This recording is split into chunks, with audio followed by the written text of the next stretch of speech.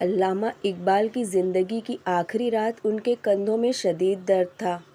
کوٹھی کے صحن میں ان کے احباب ٹولیوں میں کھڑے سرگوشیاں کر رہے تھے۔ احباب کا بکھرا ہوا شیرازہ دیکھ کر انہیں یقین ہو گیا تھا کہ موت کا وقت قریب آ پہنچا ہے۔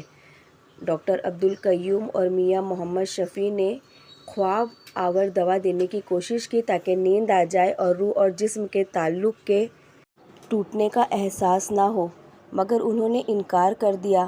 فرمایا، دوا میں افیون کے اجزا ہوتے ہیں اور میں بے ہوشی کی حالت میں مرنا نہیں چاہتا، یعنی موت کا مشاہدہ اپنی آنکھوں سے کرنا چاہتا ہوں۔ 21 اپریل 1938 کی صبح 5:14 پر آپ کا سر علی بخش کی گود میں تھا۔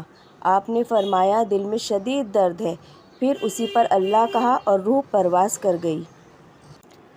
انا للہ و انا الیہ راجعون۔